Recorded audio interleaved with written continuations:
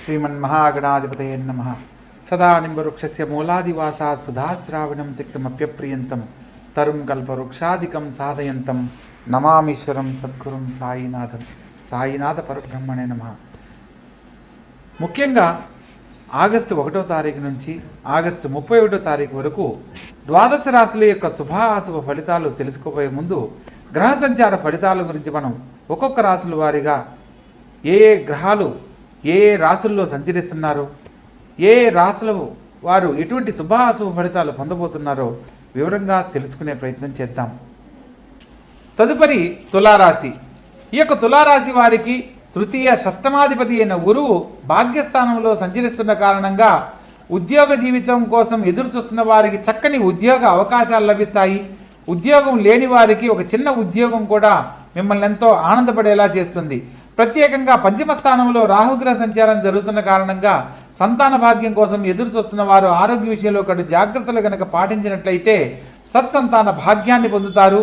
ప్రత్యేకంగా కుటుంబంలో తల్లిదండ్రుల మాట జవదాటరాదు అన్న సత్యాన్ని పిల్లలు తెలుసుకోవాలి.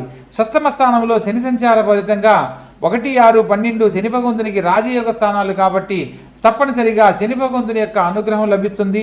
ముఖ్యమైన విషయాలలో మీ యొక్క మాట పట్టింపులకు వెళ్లకుండా జాగ్రత్త పడాలి. ఖచ్చితమైన నిర్ణయాలు తీసుకోవాలి అన్న సూచనను తెలియజేయడం జరుగుతుంది. ప్రత్యేకంగా భాగ్యస్థానంలోనే లగ్న అష్టమాధిపతి అయిన శుక్రుడు కూడా సంచరిస్తున్నాడు కాబట్టి కొంత స్త్రీ మూలకంగా ధనం ఖర్చు అయ్యే అవకాశం ఉంటుంది. కాబట్టి ఖర్చును నియంత్రించుకునే విషయంలో కడు జాగ్రత్తలు పాటించండి. రాజ్యస్థానంలో రవిబుధులతో పాటు శుక్రగ్రహ సంచారం జరుగుతున్న కారణంగా బుధాదిత్య యోగంలో శుక్రగ్రహ సంచారం జరిగేటప్పుడు యోగభంగ కారకుడు అవుతాడు. కాబట్టి ముఖ్యమైన విషయాలను ప్రారంభించాలనుకున్నప్పుడు ఈ మాసంలో మొదటి 15 రోజుల లోపల మీరు చేసే ప్రతి ఒక్క పనిలో తప్పక శుభ ఫలితాలు పొందుతారు అన్న సత్యాన్ని తెలియజేయడం జరుగుతుంది. అదేవిధంగా లాభస్థానంలో లాభాధిపతి వ్యయాధిపతితో కలిసి సంచరించడము విశేషమైన ఫలితాలను ఇస్తుంది. ప్రత్యేకంగా బుధాదిత్య యోగ ఫలితాన్ని పొందుతారు. భూ సంబంధమైన వర్తకులకు వ్యాపారస్తులకు కొన్ని సమస్యలు ఎదురైనప్పటికీ కోర్టు ద్వారా పరిష్కారం కాని సమస్యలు కొంతకాలం వాయిదా వేయడం మంచిది. ముఖ్యమైన విషయాలలో లాభస్థానంలో సంచరిస్తున్న కేతుగ్రహ సంచార ఫలితంగా కోర్టు ద్వారా రావాల్సిన భూచర స్థిరాస్తుల విషయాలలో శుభవార్తలు వింటారు. కొన్ని సందర్భాలలో వాయిదా వేయడం, కోర్టు సంబంధ రీత్యా ఎదుర్కొంటున్న సమస్యలను వాయిదా వేయడం తప్పనిసరి అన్న సత్యాన్ని తెలుసుకోవాలి. దూర ప్రాంత ప్రయాణాలను మానుకోవడం మంచిది. ధన సంబంధం విషయాలలో ఎవరికి అగ్రిమెంట్ల మీద సైన్ చేయడం కానీ లేదా భాగస్వామ్య వ్యాపారాలను నూతనంగా ప్రారంభించడం కానీ ఈ సమయంలో అస్సలు చేయకూడదు అన్న సత్యాన్ని తెలుసుకొని నడుచుకోవాలి. మొత్తం మీద ఈ రాశి వారికి వ్యయ స్థానంలో సంచరిస్తున్న కుజగ్రహ సంచార ఫలితంగాను మరియు పంచమ స్థానంలో సంచరిస్తున్న రాహుగ్రహానికి సంబంధించి ప్రతినిధి దేవత అయిన దుర్గాదేవిని ఆరాధించడం తప్పనిసరి. సుబ్రహ్మణ్యేశ్వర స్వామిని మరియు రాహుగ్రహానికి ప్రతినిధి దేవతగా దుర్గాదేవిని ఈ మాసంలో ఆరాధిస్తూ శనివారం నాడు రాహుకాల దీపంతో అమ్మవారి ఆలయంలో అమ్మవారిని ఆరాధించిన వారికి అనేక రకాల సమస్యలు తొలగిపోయి సకాలంలో శుభ ఫలితాలు పొందడానికి అవకాశం ఉంటుంది. ఆర్థికపరమైన అనేక రకాల సమస్యల నుంచి బయటపడడానికి సుబ్రహ్మణ్యేశ్వర స్వామిని ధ్యానించండి, పూజించండి.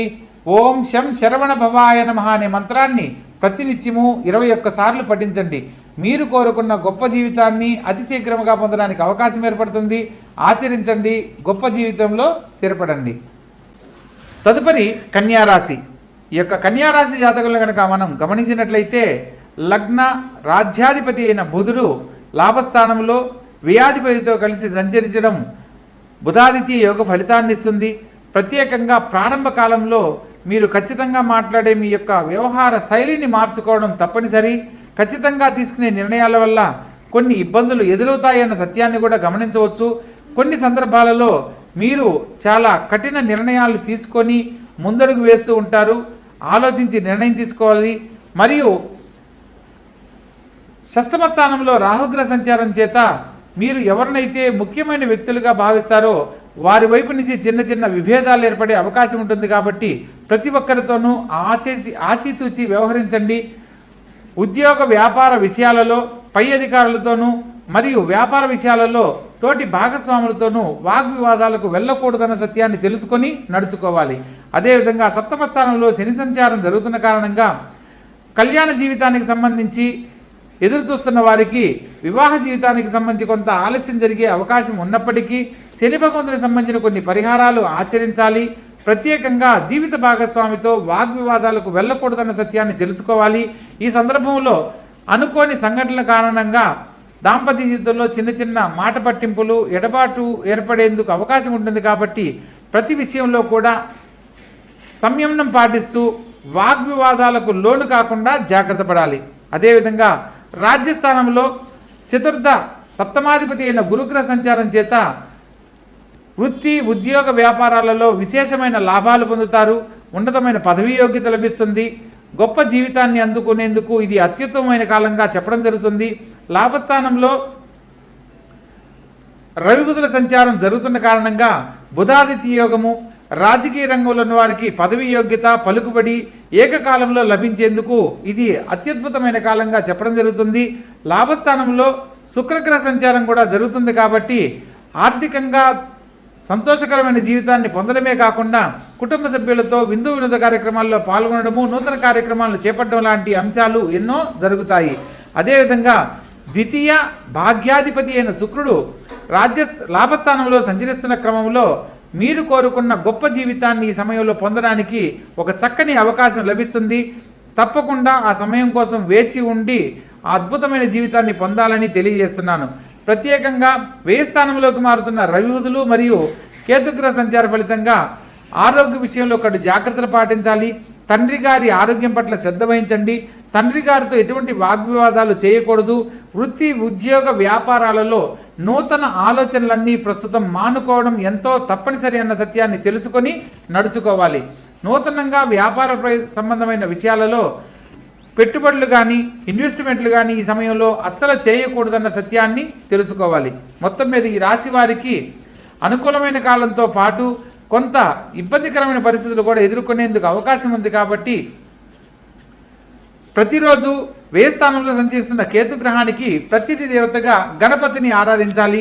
మంగళవారం నాడు గణపతికి 7 ఎర్రని పుష్పాలు సమర్పించి ఓం గం గణపతియే నమః అనే మంత్రాన్ని ప్రతినిత్యము 21 సార్లు పఠిస్తూ ఉన్నట్లయితే ఈ మాసంలో ఎదుర్కొనబోతున్న అనేక రకాల సమస్యలన్నీ తొలగిపోతాయి. సాక్షాత్తు ఆ గణపతి యొక్క ఆశీస్సులతో ఉన్నతమైన జీవితాన్ని పొందడానికి చక్కని అవకాశము లభిస్తుంది. అదేవిధంగా సప్తమ స్థానంలో శని భగవంతునికి సంబంధించిన పరిహారాలు గనక ఆచరించినట్లయితే సకాలంలో వివాహం కాలేదని బాధపడుతున్న వారికి వివాహ జీవితాన్ని పొందడమే కాకుండా దాంపత్య జీవితంలో సమస్యలు ఏదైనా ఉంటే అవి తొలగిపోయి అన్యోన్య దాంపత్యాన్ని పొందడానికి అవకాశం ఉంటుంది. ప్రత్యేకంగా విష్ణు సహస్రనామ పారాయణ కూడా ఈ సమయం ఆచరించడం ఎంతో తప్పనిసరి అన్న సత్యాన్ని తెలుసుకోవాలి. చక్కగా ఆచరించండి. ఆనందకరమైన జీవితంలో జీవించండి.